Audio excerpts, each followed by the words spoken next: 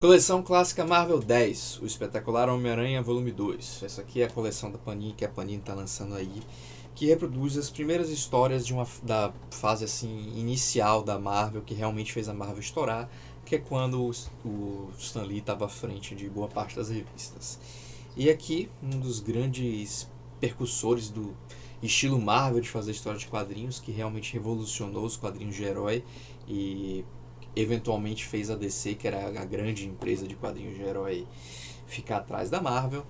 A gente tem as edições 6 a 10 do Homem-Aranha, já chegando aqui no ano de 1964, se eu não me engano, que ela começou em 1963. E aqui a gente tem algumas coisas divertidas, como a apresentação de novos vilões clássicos, a primeira aparição deles, o retorno de um vilão clássico que apareceu no primeiro volume, e algumas ameaças que eu não achei particularmente interessantes não, e que eu realmente não me lembro se elas foram usadas posteriormente. Provavelmente foram, mas que, assim, eu sou um leitor razoável do Homem-Aranha.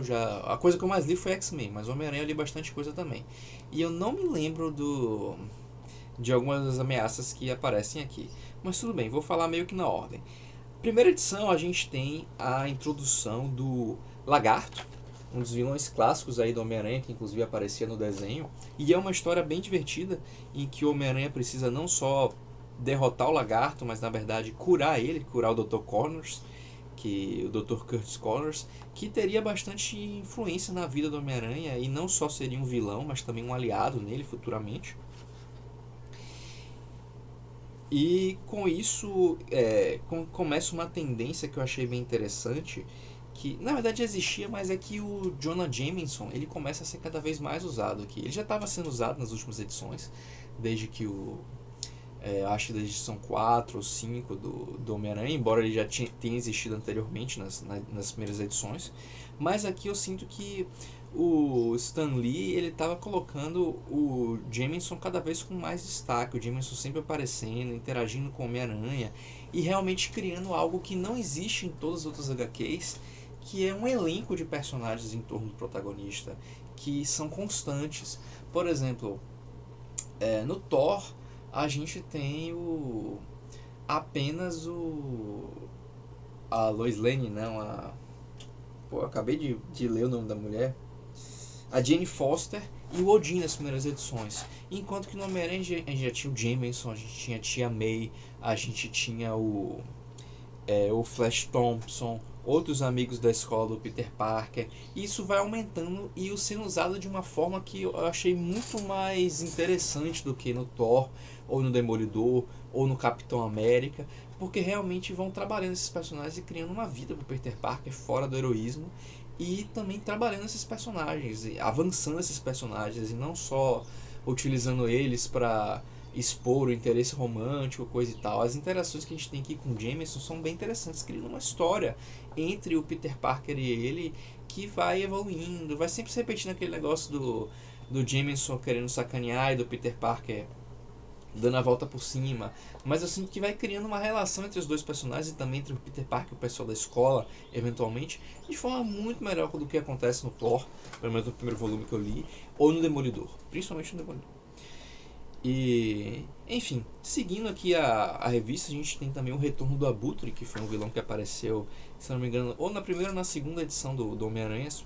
As primeiras edições do Homem-Aranha, elas tinham 2 histórias por edição da revista, e aqui a gente já tem uma história por edição da revista, o que faz com que a obra fique bem mais...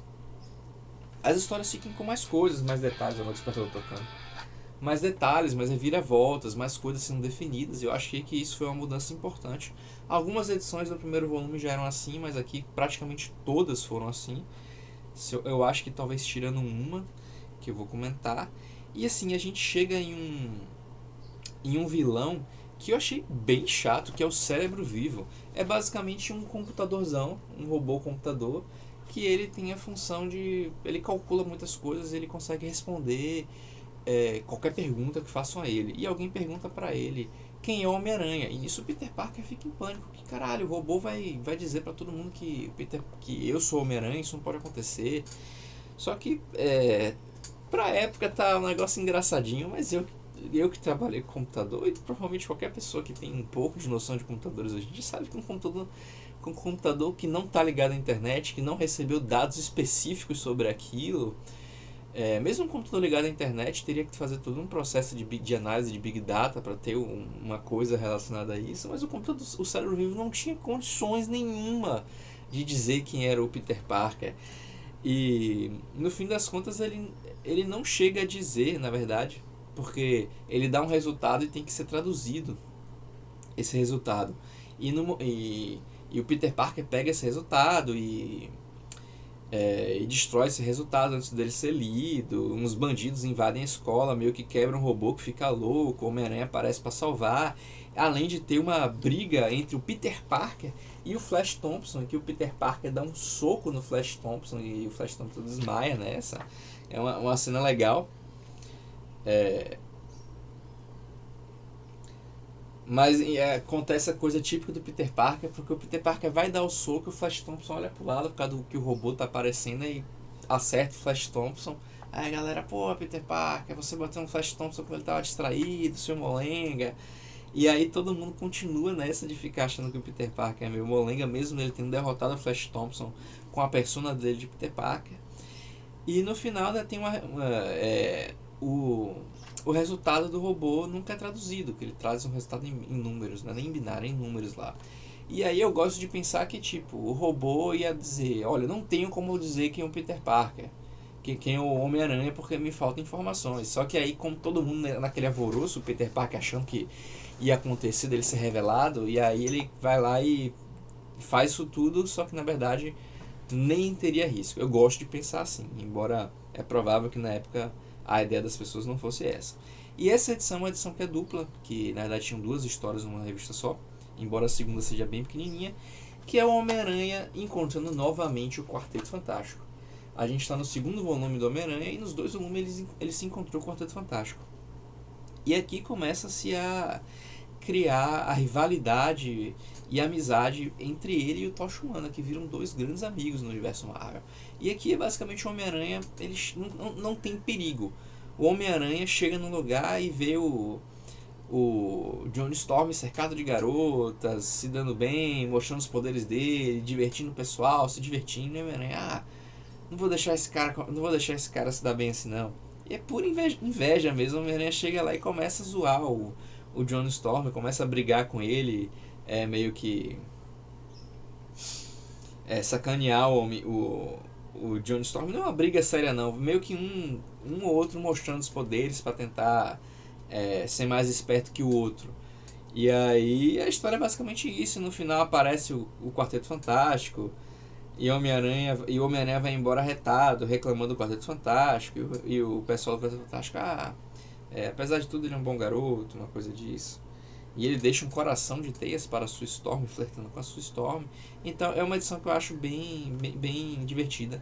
Embora tenha tipo só umas, acho que 6 páginas, tem só 6 páginas essa parte, já que o confronto contra o cérebro vivo acontece antes.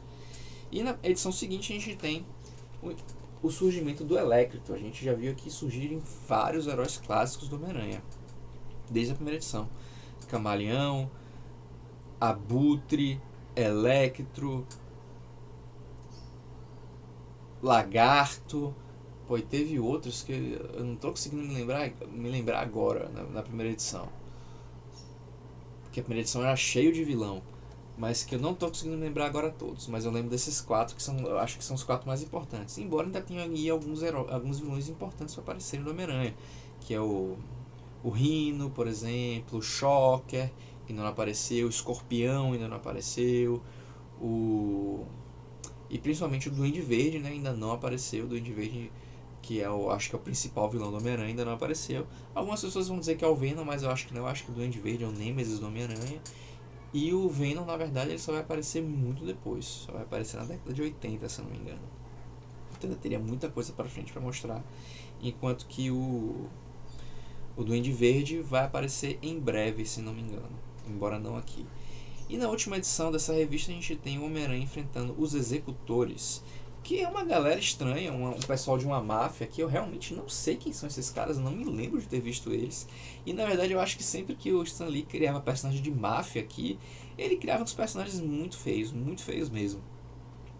Tem uma galera que o Demolidor enfrenta que é uma galera meio trash, e aqui o Homem-Aranha enfrenta esses executores, e na verdade é interessante quem é o líder dos executores, e que fica parecendo que é uma coisa, fica parecendo que é outra. O Jonah Jameson tem uma participação bem interessante nessa história, e eu achei a história em si interessante, embora os executores em si sejam meio bizarrinhos, e provavelmente eles devem ser usados um pouco mais seguindo as histórias, mas depois eles acabam ficando meio com piadas praticamente, eu acho.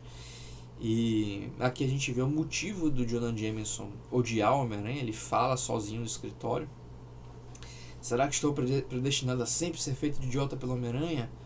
Odeio aquela ameaça mascarada mais do que nunca. Não ficarei feliz enquanto ele estiver livre. E aí ele começa a falar sobre por que ele odeia o Homem-Aranha. Um monólogo interessante do Jonah Jameson. Mas o outro detalhe bem importante dessa HQ é que temos aqui a primeira namorada do Homem-Aranha. Ela aparece no primeiro volume, mas aqui que eles começam efetivamente a namorar. Embora depois as coisas começam a desandar já nessa edição. Inclusive começa a mostrar que tem um grande mistério, tem um grande mistério envolvendo a personagem, que ela não quer envolver o Peter Parker por medo dele se ferir, mas que ela quer contatar o Homem-Aranha para ajudá-la. E é a personagem Beth Brandt, a secretária lá do Clarim Diário, que trabalha para o Jameson e que o Peter Parker conhece enquanto está trabalhando lá como fotógrafo freelancer.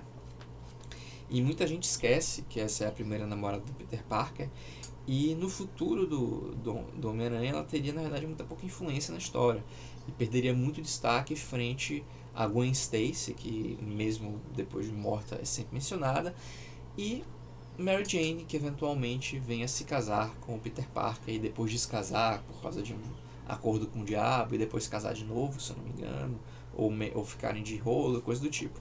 Mas a Beth Brandt era uma personagem muito importante nessa época aqui, e inclusive veio antes dessas de elenco de personagens muito importantes na vida do Peter Parker, como Gwen Stacy, Mary Jane e Harry Osborn, que demora ainda um pouquinho para surgir também, se não me engano. Mas por enquanto é isso, espero que tenham curtido esse meu vídeo. Ainda vou gravar hoje o volume 11, a edição 11 dessa série, que vai ser Quarteto Fantástico 2.